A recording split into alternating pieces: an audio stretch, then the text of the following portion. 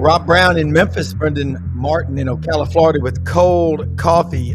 Dripping, sweaty cold coffee, which means it's hot outside. Yeah, it'll be 95 here again today and humid, and they are cutting the rice, the beans, the corn 24 hours a day over here. I've never seen anything like it. Look, great show today. We're honored to have a great special guest, Coach Mack Brown from the Cumberland Plateau, Cookeville, Tennessee, and he began that journey. He's coached at a lot of places, and we're going to talk about those stops along the way and his thoughts on college football. What a great, this is going to be fun, folks. I heard him at the Touchdown Club in Memphis a week ago, and I'm a John David Bedour. I've heard over 400 of these speeches, never one like Coach Brown gave from the heart. Frank Duffy in Cancun, Doug Dean from Birmingham, and Brad Bellamy's going to try to check in from Athens later in the show. That would be Athens, Greece. That's right. I like to mess with people. It is the classic city itself. Look, take a picture with your QR code. Take a picture of the QR. Of the QR, not with it. That's right. We haven't figured that one out yet. Exactly. That's advanced. But we're live on Twitter, Facebook, and YouTube. We do it 5 days a week, and this channel's got a bunch of shows. So come in here, follow us. It's your one-stop shop. The best 60 minutes on the SEC and college Hour of power. Hour of power. That's right. So let's go ahead and get started and bring everybody in here. Love the studio. Coach Brown, I love it. Now you're advanced, and you were really comfortable last week at the Touchdown Club talking with Harold Grader. And Frank, I wish we had and these are times, Coach, what you said about college football meant the world. Who's in charge and a lot of things. But first off, thanks for taking time to share with us on this Friday morning. And I want to you tell us, you have won a national championship. You've played for another one. You're the winningest coach at North Carolina in their history, 11 games behind Coach Royal at Texas, and you're back in Austin. So the ball is yours. Well, thank you, Rob. Thanks for having me on, guys. It's a crazy time with college football. Saturdays are still wonderful. I sat and watched Charlotte and Rice play last night till the end. Then I was flipping back and forth with the Bills and the Dolphins. And I love college football. I love the kids that play it and the coaches that coach it and the fans that watch it. So it's a wonderful game. We've gotten off track a little bit, in my opinion. We made some decisions that we didn't understand the consequences. So now the toothpaste is out of the tube a little bit. We got to get it all back in the tube, and that's a hard thing to do. But we've got to make sure that we take care of our great game. We take care of the kids that play it, their families, and the fans. And as long as we do that, we'll get it back. Well, you and your brother Watson, both you're all from Cookeville. I've been there a million times up on near the Caney Fork River. I mean, between Cookeville and Knoxville, I think you cross it 10 times. But you started your career in Memphis, coaching guys like Ernest Gray. I thought the presentation in Memphis when Harold Grader and you were up there talking was really a cool walk through the history of your coaching career. And you're why we love college football. You genuinely love the people that you have coached, the people who've coached with you. And that's, as they say in the country, not nothing. That's Chuck Oliver's saying. I want to give him credit for that over in Atlanta. But I want you to just kind of take us back on where you thought you'd end up when you first started.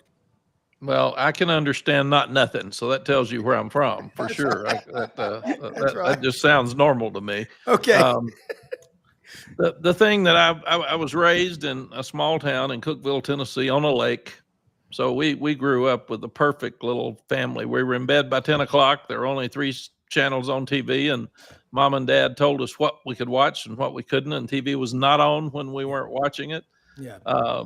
We had the old community phone that you had to call Mabel, and she had to hook you up with somebody else in the neighborhood. So and we were playing ball all day. We just had basketball and baseball and football at our high school, but we went early. We played all day. We stayed after school to play or lift weights or run, and then we came home, and usually Watson, my brother, and I, and Mel, my younger brother, we competed in basketball in the backyard and then went to sleep. Yeah. So that was just the life we had. We couldn't get in trouble because there wasn't any trouble to have, and a guy was a real hoodlum if he smoked a cigarette or drank a beer. So that was a real problem. Now those guys weren't going to make it.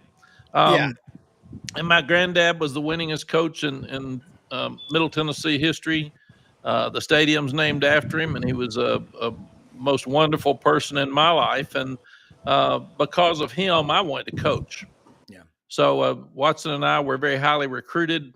Watson ended up turning down Alabama and Coach Bryant to go to Vanderbilt because he wanted to be a sports writer, and he loved Fred Russell at that time, and that was the dream of his life. And then I wanted to go to Alabama because of Coach Bryant, because I wanted to coach, and Mom and Dad kind of forced me to go to Vanderbilt. And then I stayed there for a couple of years, and then went to Florida State because of Steve Sloan, because I loved Steve Sloan. He was just he was a special mentor to me, and it was fun to play with him, and then he helped me with the coaching, and then I was I'll never forget, I couldn't afford a ticket to the National Coaches Convention in Washington, D.C., so I drove from Tallahassee, Florida, because I had hurt my knee and I couldn't play my senior year, so I was actually the freshman coach, and I couldn't afford a room, so I stayed on my brother Watson's floor because he was the quarterback coach for Pat Dye at East Carolina. Yep. And then Jim Donnan, who I had played for at Oklahoma, Jim ran into Bobby Collins, and he had a receiver job open at Southern Miss. And I didn't have I really didn't know where I was staying. I didn't know the room number. I didn't know anything. I was just staying with Watson. So Coach Collins asked Jim, get Mack to come and see me, because I just interviewed with Bobby Bowden at West Virginia the day before, and he said I was too young. Yeah. And I'll never forget that Coach Harbison was sitting there, who was a friend of mine from the Florida State, because Coach Bowden was just going there. And Coach Bowden asked me how old I was, and I said, I'm 21. And he said, well, I need somebody 25 or older. And he got up and left. Coach Harbison said, why didn't you lie, boy? Tell him 28. He wouldn't know the difference. So I got to Coach Collins. They said he's leaving in 2 hours. You got to go. It was snowing. I ran to his hotel room, which was snowing in Washington, D.C. And Coach Collins, first thing he said is, how old are you? And I said, how old do you want me to be? I love it. That doesn't matter. That's not a factor. And then he said, can you coach receivers? Never played receiver, never coached receiver in my life. And I said, yes, sir. I can coach receivers. He said, you know anything about Hattiesburg, Mississippi? And I said, no, sir, but I don't need to. And he said, well, when can you come to work? And I said, tomorrow. I'll go home. How far is it? I'll drive. I'll get there. So that was my first job as a receiver coach. Then I went to Memphis State at that time for Richard Williamson after 3 years at Southern Miss, and then to Iowa State, then offensive coordinator at Iowa State, then to LSU, and then became the head coach at Appalachian State. Left there. I was making $38,500 at App State as a head coach. Wow. Coach Switzer called me and offered me $125,000 to be the offensive coordinator at Oklahoma. So I couldn't count very well, but I knew that was better. Yeah. So I hopped on a plane. I went to Oklahoma, stayed there for a year, and then became the head coach at Tulane. It's really interesting. You get to Tulane, and the first thing that happens is they've got a point shaving scandal. They fire the athletics director. They drop the basketball program. They want me to be the athletics director, and then they're voting to see whether they're going to keep football or not. And if they are, what level are they going to keep it? So I was in a mess. Yeah. I think there were 41 guys on academic probation. It was just a mess. Wow. So I stayed there 3 years, and after that went to North Carolina. And North Carolina had a tough time starting, but stayed there 10 years. Then left North Carolina to go to Texas. I stayed there 16 years. Got out and got in that crazy media business. I crossed over for 5 years and loved TV, and then went back to North Carolina for 6. And now I'm enjoying life and grandkids. And I have broken that theory that if you play more golf, you get better. Because I'm still bad. So it's I still love it, but I'm still bad. I love it. That is and I think it's neat when you say that, because we were talking with John Brady on this show. So he said it on the show. People think coaches start out making all this money. And John said, Rob, my first 3 years in Macomb, Mississippi, $15,000 a year. And what you have to go through to get. Now, I got one of your old ball boys from Tulane, Frank Duffy. Frank, jump in here in this conversation, and that's Doug Dean from Birmingham. But what a story. Every young coach in America needs to hear your story because it's very inspiring. By the way, you just compacted what seemed like the Middle Ages into like 2 minutes. Your coaching career is so incredible. I cannot believe it. I wanted to stop you 10 times and say, no, wait, we got to dive down right here. As an LSU guy, yes, I was a Tulane ball boy back in the 70s. And yes, I actually did know one of the guys that was doing the point shaving. I played against him in basketball in high school. That's another story. But I got to go back to when you were the offensive coordinator for my LSU Tigers in 1982, and you trotted out 2 young freshman running backs by the name of Gary James and Dalton Hilliard on an 11 o'clock start in Gainesville, Florida. And all of a sudden we realized, holy mackerel, we got an offense.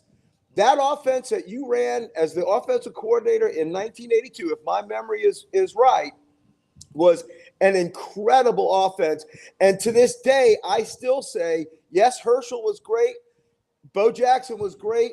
Charlie Alexander was great. But there was nobody that could stop Gary James to that flag when he got that pitch in that I formation down on the 1 or 2 yard line. There was no cornerback that was going to stop him to that flag. So, Coach, as an LSU guy, I have got to hear about what you thought that was like as an offensive coordinator, having that type of talent as a young coach and being able to put them in play in SEC play. That had to be incredible. Well, thank you, Frank. That puts a smile on my face because I go back to they were 4-7. I was the offensive coordinator at Iowa State for Donnie Duncan, and I went to Iowa State because I wanted to be a head coach, and I was dumb enough. I wanted to be a head coach. I didn't care where it was. I didn't know you had to have good players and a good job, and you had to win to stay. I just wanted to go, man. I was ready to be a head coach because I love the fact that Bill Battle and Steve Sloan were head coaches before they were 30. Yeah. So I thought that's what you had to do. Yeah. So I got to LSU. They were 4-7. Alan Risher was the quarterback, but he had a sore shoulder, so we had to handle him. And then Eric Martin was the tailback, and he was a big, tall guy, and we moved him to wide receiver, and he ended up playing in the NFL. Sure did. And then these 2 freshmen, they didn't come then till August. So we didn't know what Gary and Dalton were like, but we knew they were both really good. And I remember our offensive line was just okay. And Nebraska coaches, the whole staff had come down to visit with us in the spring, and they were fun. And of course, they were winning everything. And they go back, and Coach Osborne said, I wanted to go visit Nebraska because I wanted to see how they practice because they had so many players. And Coach Osborne said, I don't know, we might play these guys. And the coaches said, they are so bad. There is no way we will ever play them. They can't win. So I go watch Nebraska. They got 200 players. They got 6 drills going at once. And it's when they had all those walk-ons. And the fullback in the number 5 drill that was running the same plays as the other 5 guys, he was going to move up 3 places. And I'm thinking, this is crazy, man. I've never seen anything like this. Yeah. And then we end up playing Nebraska in the Orange Bowl. And Eric Ellington was off the line of scrimmage, and we have a touchdown pass, get it called back, or we win the game. We lose it 21-20. But I loved LSU. It was so much fun. The passion. It was just an unbelievable year for me, and the real reason that I probably got to keep going and got to be the head coach at North Carolina after that, and then just continued to this day. I've had a fun run. Yeah. Well, Coach, Coach, one last quick thing before we get Doug in here. Coach, I don't know if you were whispered in Jerry Stovall's ear to let Juan Carlos Betanzos go out and kick that field goal when we're going to put that game on ice. But if you didn't, you and I are going to say that's our story, and we're sticking to it. By the way, one of my best friends in life is Lance Smith, a great tackle, All-American tackle from Kannapolis, North Carolina. Yeah. And I told him I was going to be on the show with you, and he said to tell you hello. Lance is wonderful, and his son worked for us at North Carolina. Yep, absolutely. He sure did. That's exactly right. Doug, jump in here with Coach Mack Brown. This is priceless. Gladly. First of all, Duff, looking good at your latest travels. And I maybe this will be the Saturday that LSU starts playing actual offense, Southeast Louisiana, right?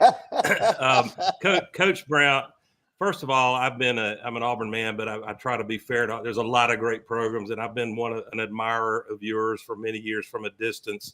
And it's not just because you're a hell of a coach and have won your share, but it's also because you're one of, I guess, I hope I'm wrong, but maybe a dying breed of gentlemen coaches who believe in the game, and it's actually okay to be friendly with rival coaches, except on game day or game week. But I know you're going to like this question because I want to take you back to January 4th, 2006. You might remember that particular date. And I was in, your way around the state of Texas too. I was privileged to be a guest at, of all places, the Kennedy Ranch down near Sarita, Texas. I have a feeling you've stomped those grounds once or twice. And so that we had all had a successful hunt. We're around camp, and naturally we had to tune in to what some believe was the greatest Rose Bowl and championship game played in the modern era. But take us inside, if you will. I'm sure you could spend 3 days talking about that unbelievable 41-30 defensive struggle, wasn't it, Coach? 41-38 game. And what stands out in preparation that week, and especially in game, what y'all specifically were able to do to beat one heck of a USC team? Doug, let me say first that when my first game at North Carolina when I came back was at Auburn with Pat Dye. And going into the fourth quarter, and I love Coach Dye, and we were down 33-0. And Coach Dye put in guys, he didn't even know their names. And he let it go back to 33-21. And after the game, I said, Coach, that was so nice of you. Thank you, man. We're struggling. He said, you know what? You're really bad. He said, no, you're going to have a really bad year because you got bad players. And I said, thank you, Coach. But I just loved him so much. But the national championship game was really interesting. We'd beaten Michigan the year before in the Rose Bowl. And Vince Young, our quarterback, stands in the middle of the stadium after the game and says, we'll be back. In fact, he'll say, we'll be back. And I said, what are you doing? He said, national championship game's back here next year, Coach. We've got to be in it. We're second this year with Michigan. We got to win the national championship or this doesn't work. And that started that night. And then all spring we were working on USC was number 1. We were number 2. And they had a Heisman Trophy winner in Matt Leinart, and we had Vince Young. They had Reggie Bush, and one of those two was probably going to win the Heisman the next year. Yeah. But it was interesting. We go to Columbus, kind of like Texas did this year, and we win 25-22, and that was hard. It was a night game. We couldn't even hear. They were crazy at Ohio State. And I think that was probably the other team that if they had beaten us that night with a BCS, you lose, you're out. Now you lose, you win your conference, you can get back in the playoffs. So it's changed so much. So we beat them. Then we hadn't beaten Oklahoma in a while. We beat them 45-14, I think, or 45-12, something like that. So I knew then we were good. I knew we were probably going to play for the national championship. So we did something, Doug, I'd never even thought about doing before. My wife came home with a Rose Bowl T-shirt on after the Oklahoma game. I said, are you kidding me? So obviously we've quit thinking about any of these other games. So what we did is we started having our stats against the team we were going to play every Sunday. And then we would compare our stats with USC because we knew that was going to be the team that we had to beat to win the national championship. Wow. Harvey Pinnick had taken a slogan, take dead aim. And we took it from him, and we were taking dead aim at USC. Nothing else. And you're not supposed to do that. Don't look ahead. No, well, we did. We did. Broke all the rules on that, Coach. We thought that was the only way it was going to work, is that let's be honest with the guys. It is what it is. But you beat Oklahoma State, but you didn't beat USC today. You didn't win the national championship. So we had 4 turnovers. They had 2. They outrushed us. And that was what we did that entire year. And then it was really interesting. We were undefeated. We'd beaten Kansas, I think, 66-14. We're getting ready to play a 4-7 Texas A&M team at A&M. And I played for Bill Parcells at Florida State. Coach Parcells was the head coach of the Cowboys. He calls me and said, "Man, are you in trouble?" And I said, "Coach, we're undefeated, man. We just beat Kansas." He said, "That's what I mean. You haven't even thought about A&M, and this is their national championship game. That you're not going to see the A&M team that everybody else has seen, man. You better you are." And that's where the fat rat eating the cheese came in. He said, "You're like a fat rat eating cheese, poison cheese." And he said, "You're about to get beat." And he said, "I hate it, but it's just you've gotten so full of yourself." So I got scared. I ran downstairs. I got the equipment manager. I said, "Let's hang cheese from every locker. Let's put his quote up there about the fat rat." And we did. And at halftime against A&M, we're down 29-24. And I walked into the locker room. I told the players, I said, "Well, Coach Parcells was right. We didn't eat enough cheese to die, the poison cheese to die, but we ate enough to be sick. So we've stunk. Let's go out. We're going to win the game." Well, we won the game 40-29, but that's the day that Vince Young lost the Heisman Trophy because Reggie Bush went off against Fresno, and the voting was right after that. So that really, really hurt us. So then after Vince loses the Heisman to Reggie, Vince calls the team that's in our team room at home from New York and said, "Okay, boys, game on." So I knew that was a good sign. And then we had great practices, and we got right down to the game, and everybody's uptight. And it's really interesting, Doug. You're playing for a national championship. You hadn't won one in 35 years at Texas. What do you tell your team? What do you tell your staff? They're all uptight. Man, this is really important. I mean, you don't get another shot at this. So I was trying to figure out what to say, and we moved them from the hotel because it was crazy and there was too many fans, and we couldn't get up and down the elevators. We couldn't get up and down the steps. People wanting pictures and autographs, so we moved to Burbank. We were in a hotel that was secluded. Nobody knew where we were. I didn't know where we were. And so the pregame talk, I'm sitting there looking at the guys, and I'm saying, "Thank you, man. This is really cool. I really appreciate you getting us here. This is fun. Not many people get to experience this. And you're one of the two best teams in the country." And I said, "How many of you have ever watched the show Jerry Springer?" And every one of them threw their hands up. And I said, "Well, let me help you with something. I'm going to help you win this game tonight, but I'm also going to help you for the rest of your life. If your wife or your girlfriend ever asks you to go on Jerry Springer, man, don't go. Don't go, because it ain't good, brother. It's a problem." Well, they all started dying laughing, and I said, "That's right. We didn't come here to get uptight. We came here to have fun. We came here to be us. We're good enough to win the game being us. We don't have to be anybody else. So let's just go have fun and play." And then, of course, they relaxed and played in one of the best games ever. Yeah. And Coach Chizik helped a little. I don't think he wants to get awards for giving up 38 points, but you get stops when they really matter, right, Coach? Well, it does, Doug. And I'm standing there before the game. I'm talking to Coach Chizik, and I'm talking to Greg Davis, our offensive coordinator. And I sat there, and I'm looking at their team, and 98 players, I think, in that game played in the NFL. I mean, it's unbelievable talent. Wow. And I'm looking at them, and I just talked to Pete Carroll, and he walks down, and I said, "Good Lord, they got a good-looking team." And Gene and Greg Davis looked at me and said, "Well, turn around, Coach. You got a good-looking team, too." Now, that's the coaching fraternity. Yeah, who knew, Coach, and Rob and Brenden, who knew that Coach Saban borrowed the rat poison story from one Mack Brown? Yeah. And it's if for any viewers aspiring up and coming would-be coaches or existing coaches, that kind of stuff, what Parcells did, what you did, Coach, you knew that what your team needed in the most difficult, high-pressure moment was actually to relax and not care so much about the result and just go be themselves. Yeah, Doug, I worry about young coaches because they have to scream and cuss and shout and make everybody think they're tough and make everybody think they got this thing. And I was always considered a player's coach, and if people didn't like me, they said I was too soft and too easy on players, and we weren't. We're really, really hard on them and disciplined. But there's that special thing that you've got to tell them at the time. And we always said, when they're down, pick them up, man. Pick them up. Yeah. When we were in trouble on the sideline, I was always clapping and screaming, and everybody saying, "What's wrong with that idiot? He doesn't realize we're behind." And then when you're way ahead, sometimes you got to put your thumb on them. and really get after them. But when they're uptight, you got to loosen them up. Yeah. And Coach, that's that really punctuating that great die story when you brought your team that you were building. Die was not building. I think maybe that was 1988.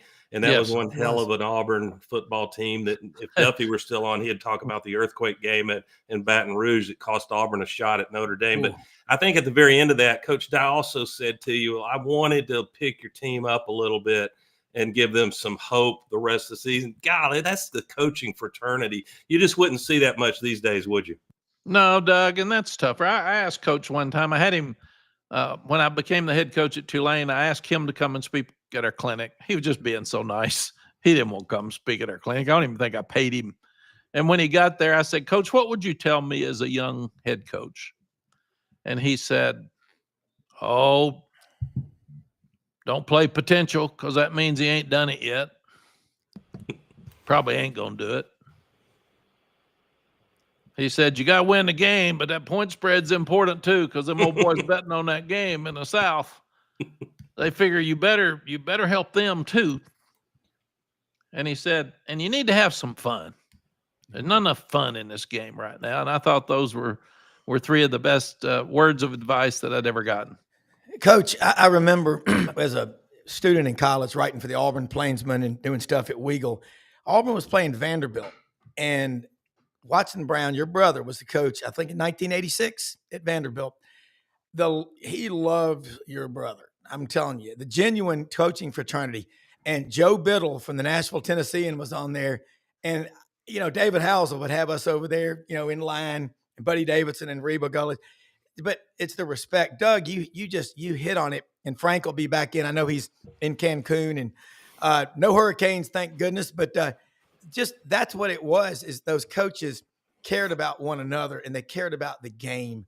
You talked in your speech at the Touchdown Club in Memphis last week with Harold Grader, which was just off the charts. Genuine love of the game. And we cannot lose you as a voice, a face, but the substance that you bring from up on the plateau. I mean, I love that part of Tennessee. I'm a Tennessean, man. But you make people proud of the game and the relationships you have with your players. Kind of talk about where you think we are in college football now and where we're going and what kind of leadership team we need forward. Well, Rob, thank you. You and Doug both for those comments. And the game is really important to me. And I never got into fights with the opposing coach. I thought he's doing the same thing I'm doing. Yeah. He's trying to help kids. He's playing football. Why in the heck would I say he's an idiot? And he's good. So everybody wants you to say, I hate A&M. I hate them. Well, R.C. Slocum's one of my best friends. Yeah. So, and I had trouble eating lunch with him when I was out. The Aggies got mad at him for eating with me. So it was just crazy stuff. And right now I'm worried that the structure of the game is such that our coaches aren't happy. They're making more money than ever before, but they've got awful schedules. It's hard to protect your team with tampering and the NIL thing's crazy. We're losing competitive balance because the 12 or 15 that are going to pay all the money are going to have the best players. And they're going to be in the playoffs every year until we change something. And we've always given everybody a chance, and we don't. The group of 5 teams, they're basically feeder systems. Now, the Power 4 conference teams are sitting and looking at their teams, and I thought if somebody plays good last night in Charlotte and Rice, or somebody said, ooh, we need to get on him. So you won't have a guy play good, but not so good you lose him. So you got to take him out in the third quarter and hope they don't see him. So I think what we've got to do is we're not talking about graduation rates anymore. We're talking about APR. With all the transfers, if you transfer once, you've got a 63% chance to graduate. If you transfer twice, probably not. 3-4 times, you're not going to graduate. There's going to be mental health issues because guys are going to make more money in NIL up front than they are at the end because they can't find a job. So they're going to be homeless and depressed, and I'm concerned about that. What happens? Do we put those that have money in a league, and everybody else has to try to figure out who you are and what you are at your level? And right now we're going to separate group of 5 and Power 4 so much that I think we need to have a group of 5 national championship, just like we do FCS. I think we should have those teams. Boise playing Memphis for a national championship. We're going to watch. Yeah. We're going to have a playoff. Let's just do it, because those teams are not going to be able to compete with a team spending $35 million. Yeah. They're just not going to. It's just ridiculous, and it's not fair. So if I'm a group of 5 coach, I want to have a chance, or a player, I want to have a chance to win the Heisman. I want to have a chance to win the Butkus Award, whatever we call it.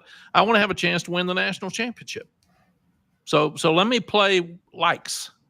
Let me play against people that I can compete against and do that. And I think, Rob, we've got to get all the parties that matter. And right now, you're talking about Congress, which we've never talked about much. You're talking about NCAA. You're talking about commissioners. You're talking about presidents. You're talking about ADs, the top presidents, the top ADs. I would have some coaches involved, because you got to have some common sense. We're making decisions without common sense, because a lot of the people making the decisions don't live in the practical world with those kids every day, and they don't understand that part of the game. They're smart, but the common sense piece we're missing some. And then I would get everybody in the room and say, okay, if it's collective bargaining, the NFL has got a really good system. For the first time in my life, the NFL has a better system than college.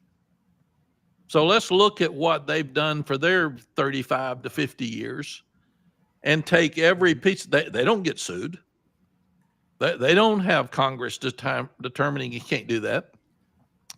So why? Collective bargaining? What? Player agents? Right now we need to vet agents. Some of these poor kids are giving so much of their money to agents that are just, they're not even credible. So we got to vet the agents. Yeah. We've got to get their percentage from those kids back to where it's fair and decent. We need to get salary caps. So there's a critical time, Rob, in my mind right now, where we need to take this very seriously and look at what's best for the kids, look what's best for the parents, what's best for the fans, what's best for the coaches, what's best for the game. Yeah. And everybody may need to give a little bit.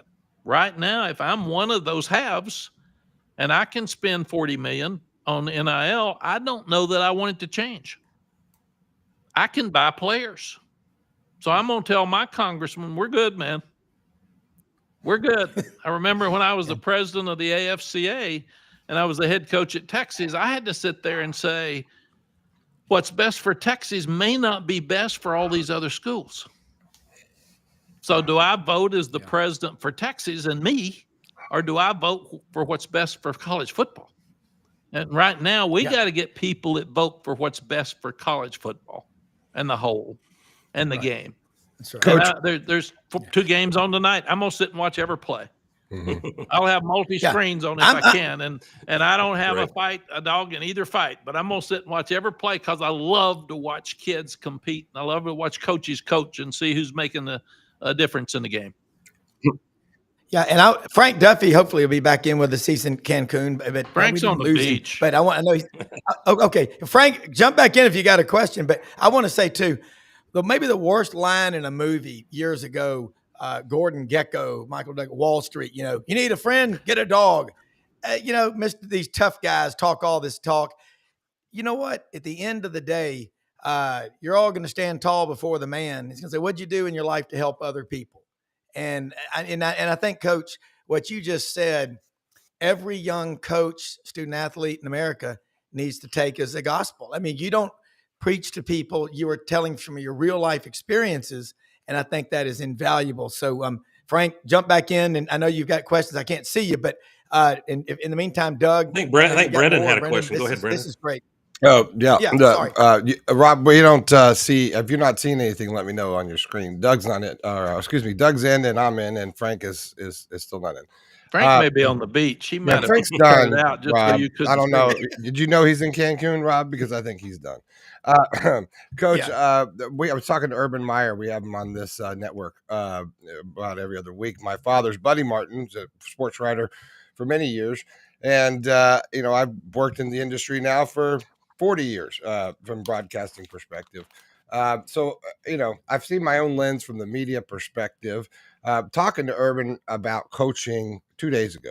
and coaching in today's world and recruiting, and how he talks to current coaches now. And he says, we don't have to go into living rooms anymore. He said, he goes, how many times I wanted to not go into the third living room, and I had a King Air outside, and I had a helicopter, and I had things to take me home, and I still didn't want to go do it, but we had to go do it. He said, but that was the part of the connection to the players that they would have when they came in. They knew mom and dad, they knew the living room. He says, now it's just how much, this whole part of this is sort of gutted. And then we had the conversation extended further. I said, well, what happens when enrollment starts dropping? What happens when students aren't there anymore? What happens when we stop emphasizing academia and creating better human beings? Is this one part, say football, say athletics, a part of a bigger conversation? Yeah, Brenden, for sure. It's become transactional instead of relationship built. I was sitting there last year, and it was so interesting. Two quick things that happened is a player would come in with his parents on Friday, and we'd recruit the heck out of them for 2 days, show them the academics, and talk about life after and all that kind of stuff, and what a North Carolina degree meant. And then on Sunday, they'd say, well, we're ready to commit. There's just one other thing, and it's kind of awkward, and we hate to ask, but how much are you going to pay us? So I started telling our coaches, why don't we ask them how much it's going to take on Friday? And then we can not even waste Saturday and Sunday talking about academics, because it's going to come down to what we pay them anyway. And what Sally and I always did, we worked on relationships, the fit. And that really doesn't matter in the recruiting anymore. It matters who you take, because it's still got to fit your program. But basically, you're going to be buying players, and it's going to come down to their value. And then somebody says, well, what's his value? None of them are worth what we're paying them, but the value is what they're worth to you. And that's the crazy thing about this whole thing. Coach Royal, I loved, and he had 3 national championships at Texas.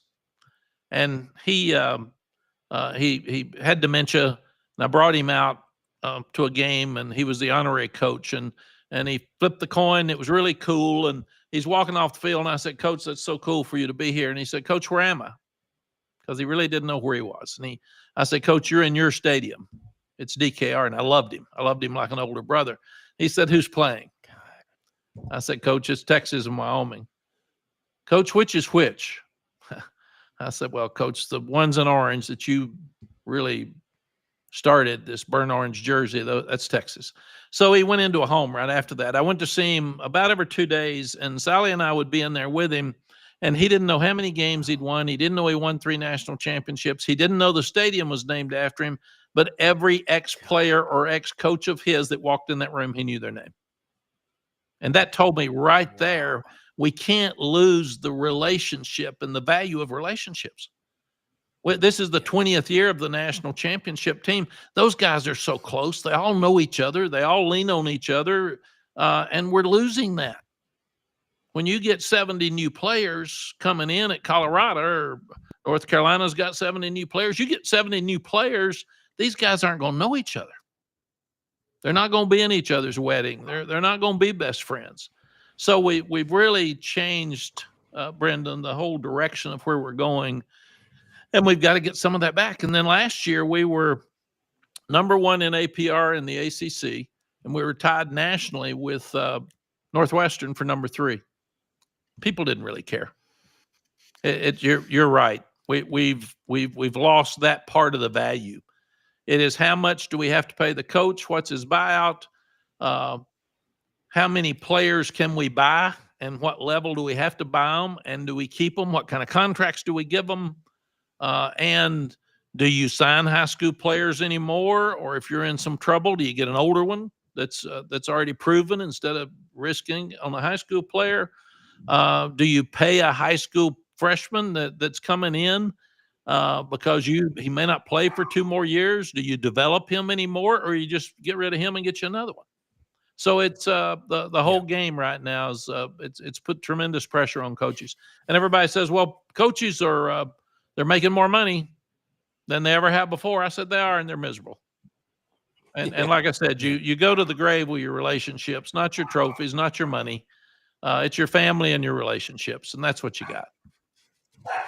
Frank? Well, first of all, Coach, I've been here in the green room. I think it was a tariff-related issue of why I could not get back on with the internet. So I'm going to have to take that up with the Mexican government shortly.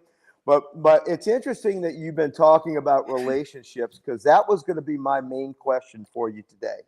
You have obviously had some very high-profile moves from one, coaching program to another. You went from Tulane to North Carolina, which broke the heart of many of my friends in New Orleans. Then, of course, from North Carolina to Texas. Speak to how difficult that is for a coach and his coaching staff that have built these relationships with a university or with a community when you do leave. It's got to be incredibly difficult. And there's not a person out there in business or that's an employee that doesn't want to make a better move for them and their family. And that's totally understandable. But how difficult or how sensitive is that, Coach, when you make that move, when you don't want to hurt the people that you're leaving from, but you do have to go to that next place because it's the best decision? Frank, it's a great question. It's awful. Yeah. It's absolutely awful, because you buy in and you're loyal, and you tell these kids to come. And North Carolina at that time was a better situation for me than Tulane, and I was trying to do it right. And I told the team and the administration before our bowl game, our Independence Bowl, and we just finally gone to a bowl after 10 years again, and everybody got mad at me. Yeah. I mean, I guess I should have lied and not said anything, waited till after the game, then slipped out the next day. But I was trying to do it right. Yeah. There's no way to leave right. I don't think. You just be honest and you just tell the truth. And then when I left North Carolina for Texas, it was a 7-year contract. I had one left or two on my contract. It was about 5 times as much money. And everybody got mad at me and said I was a traitor and I was disloyal and how awful of me to do that and leave. So it's very, very difficult for coaches. And I thought the other day, we've already had 2 major coaches fired. Now agents are talking to the current coaches that have their own team. And these poor souls, after 3 weeks, are having to answer, well, I'm happy where I am. And if they lose 4 games and their fan base wants them fired, they may want that job at the end of the year, because it's just different. And the problem you've got, if your job is not as good as the one you take, if you stay, they're going to fire you. So they're getting mad at you for leaving, but they're going to get mad at you for losing. It's a lose-lose. I love what I see and know of John Summerall at Tulane. Other day, the quarterback from Duke came back to him, and let's say he made $4 million a year. What he made a lot of money, whatever it is.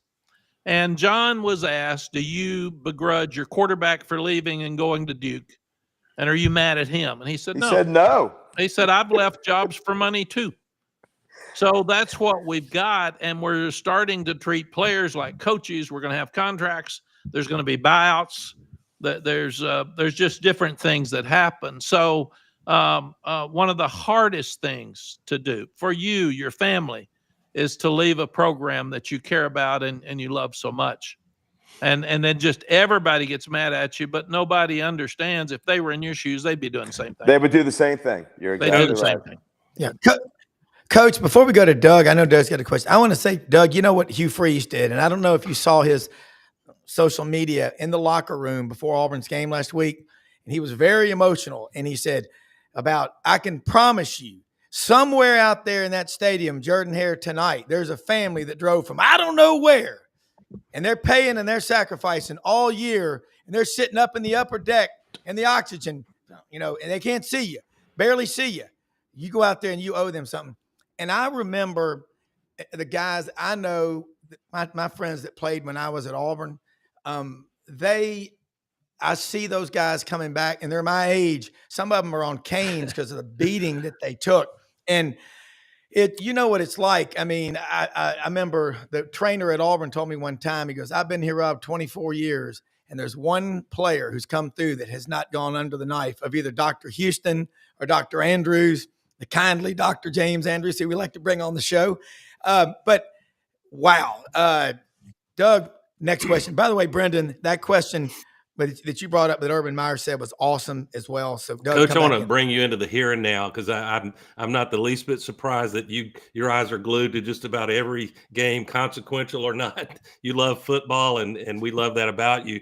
I won't ask you to go on record, Coach, because you're too classy, I bet, to do it. But I suspect you won't mind my pick in the Auburn-Oklahoma game, which is the marquee matchup, arguably, tomorrow. I suspect you won't mind it. I think Auburn is going to, at least the OU fans I'm listening to out in the Twitter sphere, it's hard to find anyone that thinks Auburn can stay close in this game, and I just don't see it that way. But my question to you is which is going to happen more and more, these talented quarterbacks that either – with a push or voluntarily leave their school to play somewhere else. In the curious case of Jackson Arnold, who's got all the talent, there's a reason he was a 5-star coming out of high school, and you see flashes of it in the Baylor game. Auburn was able to win on the road, which is underrated win, if you ask me.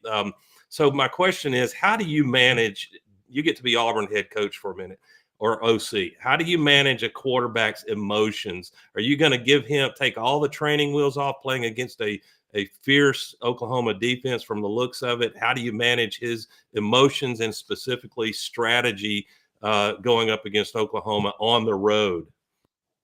Yeah, Doug, another great question. And by the way, Dr. Andrews and Dr. Houston operated on my knee when I was at Florida State. I stayed at Dr. Andrews' house, and he was the coolest guy. So next time they're on, and I can still walk. So does he make some good scrambled eggs, Coach? I had some good scrambled eggs and some stories. But you be sure to tell him I said hello next time he's on. What I would do, Doug, is that there's going to be so much pressure on Jackson Arnold. I mean, going back to the place, you can be mad. Sally and I kind of have a little statement that when you're angry at somebody, success is the best revenge. Don't be mad. Just go get better. And the other part of that is let's get better, not bitter. So if he can go back in there and relax with a smile on his face and embrace Oklahoma, and I would let him have some success early. Usually I wanted a Vince Young or a Colt McCoy to run some early in these games to get loose and get hit so they wouldn't be uptight, but we're going to throw screens and quicks and flares and we're going to throw deep because that's not dangerous. Don't throw it over the middle early. Don't have him hold it with a tip ball. A deep vertical is a punt sometimes, right? It is. And then don't get him where he can hold the ball and get sacks, because that energizes the stands and the defense and everybody. So, but let him play. And I've been so impressed with Mateer. I haven't seen Jackson that much. I saw a little bit of the Baylor game, but Arbuckle, the offensive coordinator coming in from Washington State with Mateer, they've looked really good. Mateer's, I don't object to Mateer being called the best at the moment. Yeah, he's really good. So that's one of the games I'll really focus on this weekend because of the emotion that you're talking about. I love the emotion. I love the pregame talk, the halftime talk, the build up, what advantages can you get mentally, and how does Hugh get his bunch to be confident but relax? You talk about the stress of. Sorry if I walked on you, Coach. The stress that goes to coaches too. Brent Venables needs to have a big year. He looks like he's on his way to it. But not Jackson Arnold and arguably the Auburn defensive front have the opportunity to make Brent Venables look pretty stupid, letting Jackson Arnold leave and go to Auburn, depending on how the game goes. Yes, and what I've said. Somebody said, "Who's on the hot seat?" I said, "The ones that lost." Everybody wants them fired. Yeah. So everybody's on the hot seat now. So if Hugh loses, they'll all be mad at him. If Brent loses, they'll all be mad at him. And we've said 50% of them going to lose, so 50% of the fan bases are going to want their coach fired. So it's the nature of the beast, isn't it, Coach? That's just it. It's a nice transition to ask you about Florida, Coach. What do you think is going on down there with Billy Napier? What do you see happening? And as a side question, how do you motivate a DJ Lagway How do you keep DJ Lagway in this situation, considering what college football, transfer portal, NIL, which I like to call match and gasoline? What do you do, Coach? Well, number one, I'm a Billy Napier fan. I think he is one heck of a football coach, and he's from Cookeville, Tennessee. So that may be, I am partial to him, obviously.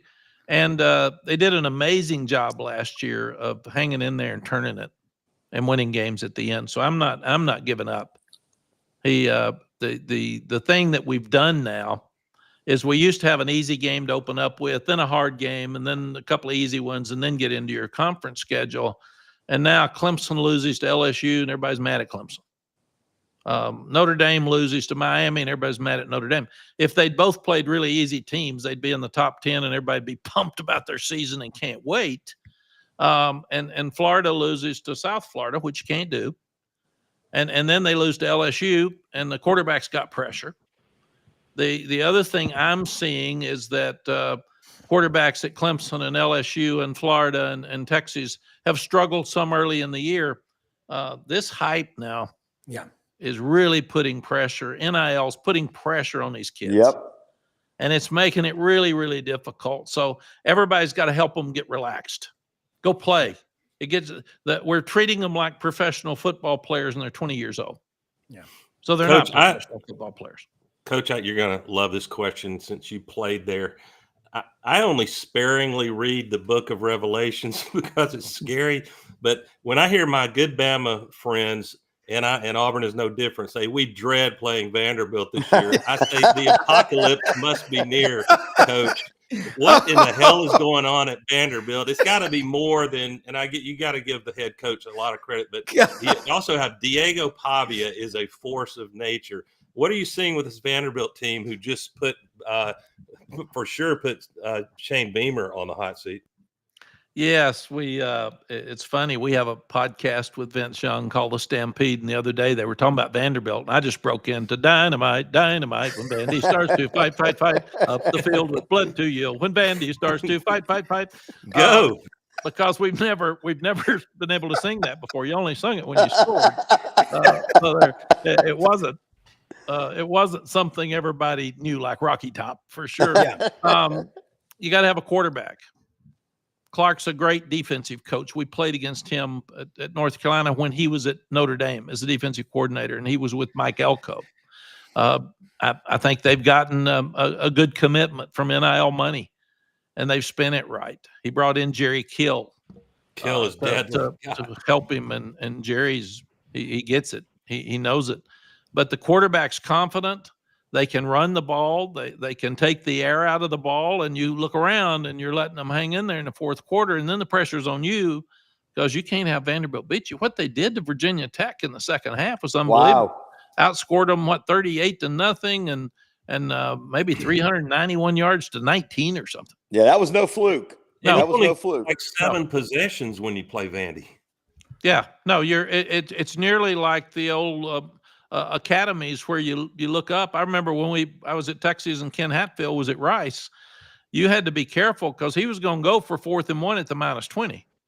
Because if he could keep the ball, that was his game, and those stats were critical at the end. So I think that's what Vanderbilt's doing, and they've got so much confidence now that they're a team that you've got to watch for sure. Coach Brown, being a Tennessee native, my friend Norman Jetmanson down in Birmingham about 3 years ago wrote a book, Unrivaled, about Sewanee, 1899. You've been up on the mountain. You've been to Mont Eagle. That's a cool story, along with having you come address a team about the love of the game and the value of relationships. I think that watching the video, it's a 90-minute, it's on public TV, it's on Delta Airlines on the flights now. That people ought to watch that to see the sacrifices. And by the way, Clark Lee is related to one of the coaches on this team, and it's a great story. Coach, there's so many great questions and points that you've made, and I agree with this one. Super Chat 5. with you being from Cookeville, Tennessee, and coaching at Texas, which is the real UT? And do you wish that Tennessee and Texas did a home and home? I love that one. That is TriStar. Mm. The oranges clash, so that's a problem. They don't look good together, so it definitely would have to be white with some orange trim with one of the other. I remember, I think Texas and Tennessee played in the Cotton Bowl, and it was a great game many years ago when Coach Roy was coaching. It's going to Vanderbilt and coaching at Texas. You have to think that for me, I live in Austin. Yeah. So if I didn't say the real UT was in Austin, I would get poisoned. That's right. Well, and another friend of mine, Dave Cody, is watching right now, a longtime sports anchor. I first met Dave back in college. He was at Channel 13 in Memphis. And, man, he is a fan of yours. And I think Philip Marshall wrote a great article when Gene Chizik was at Texas those 2 years about what it was like being Mack Brown. Kind of tell us all, how cool is it? There's a cool factor being the head football coach at the University of Texas. And by the way, have you ever had your picture taken in front of Tex at the 70-foot Longhorn at the State Fair? Howdy, folks. Come on in here. But it lasts 6 months. You got to love it. Yeah, Rob, I haven't done that, and I probably should, but I don't know how they take it. He's so tall, they'd have to feel on your feet, I guess, and look up. When I was at the fairgrounds getting ready to play OU, I wasn't thinking about a picture with Big Tex. That was I got you.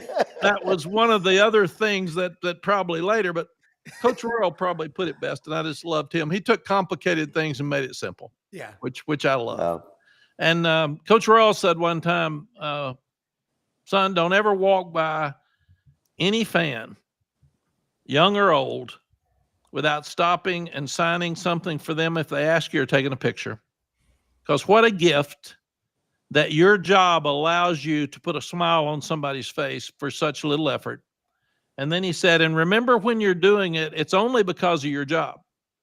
Because as soon as you leave, the next guy's going to be doing the same thing. Yeah. And I really thought about that, and that is so true. So I would never walk by anybody without stopping. It gets to be a problem sometimes because you got schedules you got to meet and all this, and but you want to put a smile on people's face, and whether it's an elderly person that just wants that picture for, and it's not you. Again, it's the position that you hold, and as long as you understand that. I've seen a lot of coaches change when they made a lot of money and won games, and I really don't like it. And one thing that I'm really, really proud of, I think I'm probably got more wisdom and probably say fewer stupid things and don't get mad as much and can handle pressure better. But I never got the big head. I never thought that I was better than somebody else just simply because I got a coaching job. Yeah. And when you think about it, very few people ever get to coach college football. Yeah. The ones that do don't have very good jobs because there's only probably 10 or 15 jobs that are any good anyway. And then the ones that do don't get to keep them very long because you get fired real fast. And then all of a sudden you look up, and I was a head coach for 36 years. My life has been so blessed.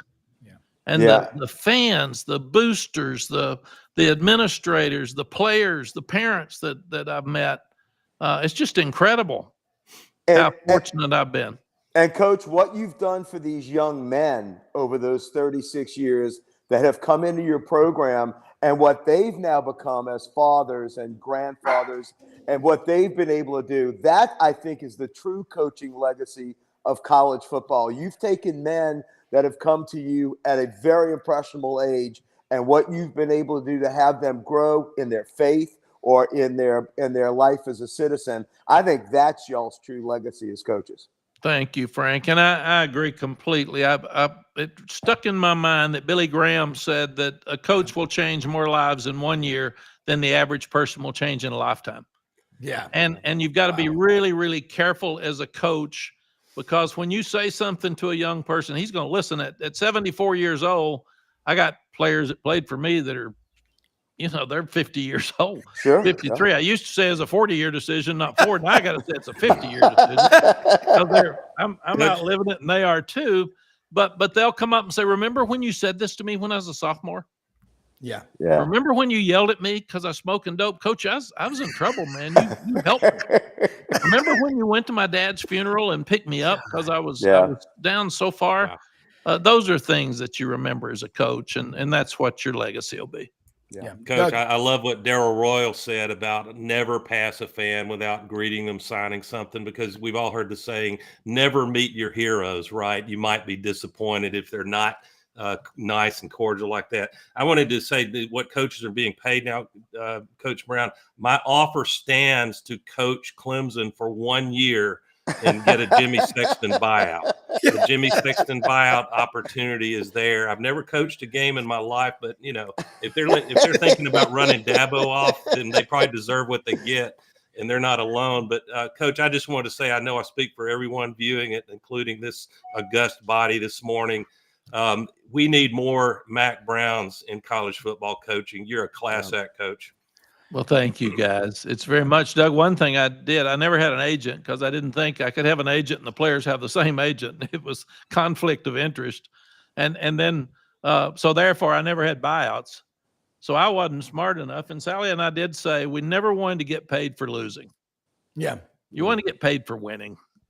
And that just made sense to me. Now, it wasn't near as smart as these guys that get a $50 million buyout because they're on the beach with Frank. Yeah. Hey, I saw Coach Ogeron on Bloody Nose. There you go. 2 minutes ago. Yeah. Well, Point being made. We had Urban Meyer the other day, not to keep bringing that up, but we talked about a lot of these similar things, and he said, "Look, these paydays for coaches are gone because we got to pay players now." He says the $54 million contracts are gone. Yeah. He said because they can't afford it. It's not sustainable. Yeah. So they're going to have to start knocking these coaching staffs down. We're going to see a leaner staff, rely more on technology, AI. These kinds of things are going to matter. I think you're going to find out who really loves the game, Coach. And again, I know we thank you for staying. Thank you more than you know for sharing your time with us. That's a big deal. And that is the most important thing. I listen to those 28-minute, they're all over YouTube, Billy Graham sermons. I went up there one time to the Cove and to the gate and looked in there and drove on. We were going up to the YMCA deal up there at Mount Mitchell, Black Mountain. But you think about what he said, he didn't preach to people. He just read from the good book. And Coach, man, how do people follow you and listen to your podcast? Because again, I will go back and watch this. I watch it like a coach doing tape. Where can I do better? I have the best executive producer, the best team. We have the best viewers. We're blessed. But to have you on here, we got to do it again. But this is what we love about the game. And I think you restored the faith in a lot of people that are watching. But I want people to know how to watch you and how we can help you grow your brand, because you're certainly helping us. And any retweet or anything you do, we're most grateful. Well, thank you, Rob. Number one, fans, don't give up. Let's college football needs you more than ever before, because we all need to hang in there. These kids are great. People get mad at me when I say these kids didn't ask for money. They really didn't. And if somebody going to give me money, I'm going to take it. But they're still going to play the same. We had a receiver drop some balls at North Carolina, and one of my friends who'd been drinking a little bit after the game, we lost. He came up and said, "How much did you pay that idiot for dropping balls?" I said, "Not very much." Yeah. So let's be smart. So let's keep understanding these are kids. They do have families. I thought as a coach, I always ask our coaches to treat the players like they would want their son or daughter to be treated. As fans, if we can do that and think about, if that's my son, how would I be talking about him during a game? We'll look at it differently and try to enjoy it. And I appreciate you bringing it up, Rob. We're on the Stampede UT with Vince Young and Bob Ballou. And you can find it on all your podcast outlets, YouTube, Spotify, all the things you can find it on. You can find it. And we do this. We talk about life. We talk about stories. We talk about what's right about college football. We talk about what needs to change. And it's really interesting just to look at the Lagways and the Kublicks and the Arch Mannings and Nessmeyer and the problems that some of these so highly recruited or highly talked about guys have got so much pressure on them. They got to relax and they got to play. So it's a different world out there right now. But we as fans need to embrace these kids. It's funny, Mike Norvell, we pay millions of dollars at Florida State to stay. Then last year we want him fired, but we got too much buyout. Now we're glad we got the buyout because he gets to stay. So don't give up on your coach at halftime. I used to read the emails at halftime. They wanted me fired. We'd have a great comeback. And they'd say, oh, sorry about that. I was just kidding. I was mad. We're good, man. We're good. I'm for you. So the buyout, the purpose of the buyout is actually to protect the school from its own stupidity. Yeah, it really is. Let's call it emotional instability. There you go. Let's just call it that. And I'm with you, Coach. Tough times don't last forever, but tough people do, and relationships are everything. And look, we'll let everybody go. We're going to say something about our sponsors, but Coach, what a blessing. And I'll be tuning into your podcast regularly now. I'm going to put that in my list of must watches, but thank you. Go ahead and click the QR code there, folks. It'll take you to this YouTube podcast channel. You guys can check it out right there. The Stampede Podcasts will be on the chat. There's a link, and then hit the QR if you want to check out his podcast. Thank you, Coach. Thank you, Coach. And thank you, Frank, for having me on. And you guys have a great weekend, and let's enjoy all this great college football. We will. Sir. You made us want to. Thank you. All right, let me say something real quick. We're hoping we would have Brad Bellamy jump on today from Athens, but I know the time constraints. It's kind of 6-7 hour, 8 hour difference over there. But man, that was just incredible. We love the game, and that's what it's all about. And what a good man. He's a good man. When John David Badur comes up and tells you, and I've known John David for 31 years, I've been to over 400 of these speeches. That may be the best I've ever heard because it's from the heart. A humble proposition. And I would support Coach Saban if he ever wanted to be commissioner of college football. I propose co-commissioners Saban and Mack Brown. Yeah. I agree with you. Hey, most often we see the face of Christ in the least among us. Let that resonate in your head. We got great people watching, great team here. All of our sponsors, Landers Ford, Hewlett and Dunn, Rumble Boxing, Lights Out Gummies. The QR codes are up here. Have a great weekend, everybody. We'll see you Monday. Love Boomer Sooner. Boomer Sooner. Woo, it's going to be wild. Oh, by the way, Gators win 28-24 in a nail biter. I think Florida's going to give them hell. I really do. Yeah, you watch and see. Bounce. Yeah, everybody's counting them out. That's when you better watch out. All right. Pride. Okay. Good night, John. See you, gents. Good night. See y'all. See y'all Monday.